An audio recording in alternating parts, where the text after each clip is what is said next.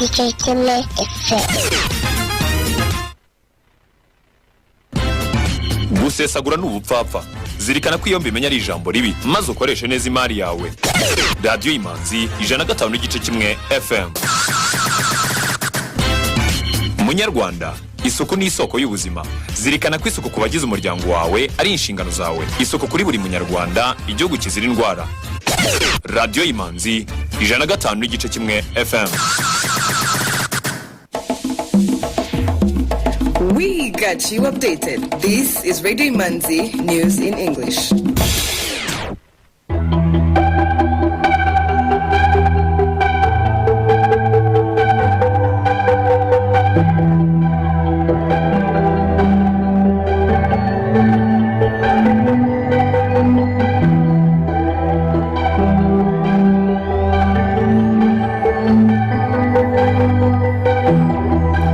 You are tuned to Radio Imanzi, broadcasting from Kigali.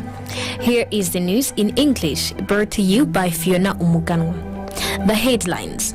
President Paul Kagame has praised Jim Inhofe, a retiring United States of America senator, for his friendship towards Africa and Rwanda in particular.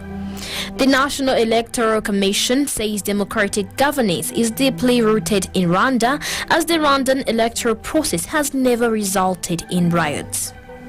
Ugandan lawmakers, led by the Deputy Speaker, Mr. Thomas Tayebwa, condemned members of European Union Parliament, accusing them of economic sabotage, racism and interference over a motion seeking to block the 14 trillion shillings oil pipeline project.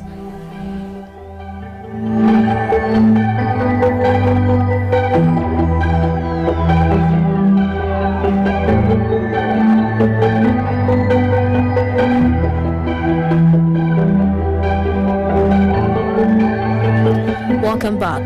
News in detail. President Paul Kagame has praised Jim Inhofe, a retiring United States of America senator, for his friendship towards Africa and Rwanda in particular. The 87-year-old lawmaker is said to retire effective January 3rd, 2023, after 35 years in Congress representing the state of Oklahoma and a career in politics spanning over 50 years. Rwanda hosted a breakfast at the U.S. Capitol in appreciation of his career and how he has particularly contributed to the understanding of Africa and Rwanda in the U.S. Congress. Inhofe has in the past spent time to speak about Rwanda in the U.S. Congress, where he highlighted issues including the bloody history of the genocide against the Tutsi. In a message that President Paul Kagame sent to the retiring senator, he said his dedication to Rwanda has nurtured relationships that have helped strengthen the bonds between Rwanda and the United States. The Ministry of Health has said on October 13th, 2022, children aged 5 to 11 will be vaccinated against the COVID-19. The ministry said that special vaccines will be used for these children. Dr. Tarsis Munga, State Minister in the Ministry of Health, said it is critical to protect young children aged 5 to 11 years old from the dangers posed by the COVID-19, so their vaccines are special.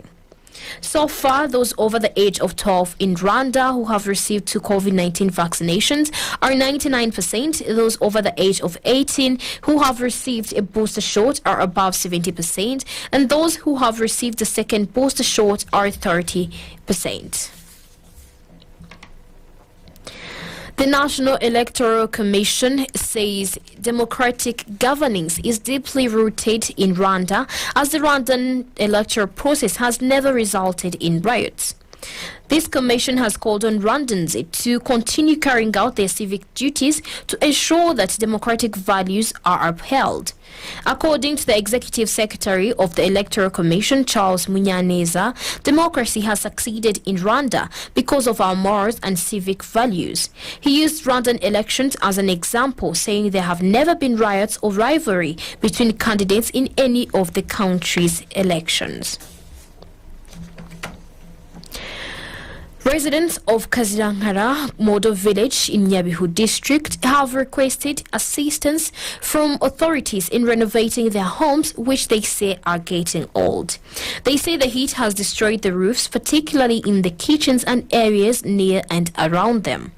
The Kazirangara Model Village was inaugurated in 2017 and approximately 86 families benefited from the village's decent housing. Residents were moved from high-risk areas. Nyabihu District Mayor Mukandai Singh Antoinette said the district has budgeted money for the fiscal year 2022-2023 to renovate various infrastructures in the district, including the Kazirangara Model Village. We shall come back with the economic items after the advertisement. Urifuza kumenya ubuhinzi ndetse n'ubucuruzi bw'indabo bukorera mu Rwanda. Bella Flowers ni umushinga ugamije guteza imbere ubuhinzi bw'indabo ndetse no kuzamura ubucuruzi ku isoko mpuzamahanga. Nyarukira kuri YouTube channel ya Radio Imanzi wirebera ubuhinzi bw'indabo muri Bella Flowers. Witinda kora subscribe kugira ngo urusheho kujya usobanukirwa byimbitse ku buhinzi ndetse n'ubucuruzi bw'indabo binyuze muri Bella Flowers. Economic news is a regular feature on Radio Imanzi. The Rwanda Stock Exchange Market Report. The trading session recorded a total turnover of 65,600,000 Rwandan francs from 400,000 Bralirwa shares traded in one deal on the equities market and 5,085,000 Rwandan francs worth of bonds traded in one deal on the fixed income market. The equities counters closed with Bralirwa at 164 Rwandan francs, Bank of Kigali at 272 Rwandan francs, I&M Bank at 43 Rwandan francs, Simirwa at 120 Rwandan francs, M10 Rwanda at 176 Rwandan francs, Equity Bank at 440 Rwandan francs, Kenya Commercial Bank at 370 Rwandan francs, National Media Group at 1,200 Rwandan francs, Uchumi Supermarket at 104 Rwandan francs, and RH Buffalo closed the counter at 526 Rwandan francs as the market closed. The currency market review of today. The Kenyan shilling buying price was 8.5 Rwandan francs and the selling price was 8.7 Rwandan francs. Tanzanian shilling buying price was 0.441 and the selling price was 0.449. Ugandan shilling buying price was 0.26 and the selling price was 0.27. Burundian franc buying price was 0.49 and the selling price was 0.5. The US dollar buying price was 1,028 and the selling price was 1,048. The British pound buying price was 1,178 and the selling price was 1,201. The euro buying price was 1,027 and the selling price was 1,047 Rwandan francs. Some items of international news on Radio Imanzi. South Sudan is putting up 14 oil blocks for sale in a bid to increase production to pre-war levels of 350,000 barrels a day. The managing director of state-owned oil consortium, Denial Pate, says interest in the country's nascent petroleum industry has been growing. Much of South Sudan's oil and gas blocks are yet to be fully explored and resources assessed, stalled by conflicts.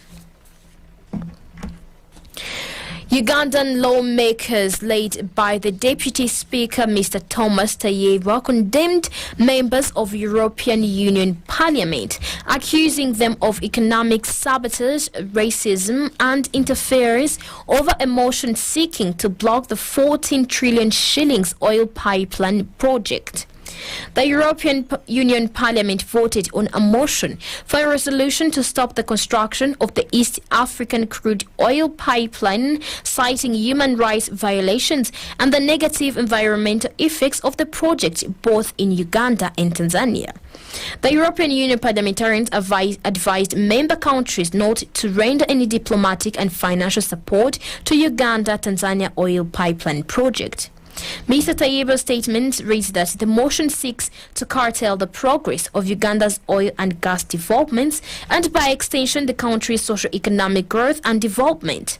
The resolution represents the highest level of neocolonialism and imperialism against the sovereignty of Uganda and Tanzania. Mr. Yebra said the motion is based on misinformation and deliberate misrepresentation of facts on environment and human rights protection aimed at sabotaging Uganda's economic development. President Joe Biden and South African President Cyril Ramaphosa are set to meet today at the White House for talks on Russia's war in Ukraine, climate issues, trade and more. Ramaphosa is among African leaders who have maintained a neutral stance in the aftermath of Russia's invasion of Ukraine, with South Africa abstaining from a United Nations vote condemning Russia's actions and calling for a mediated settlement.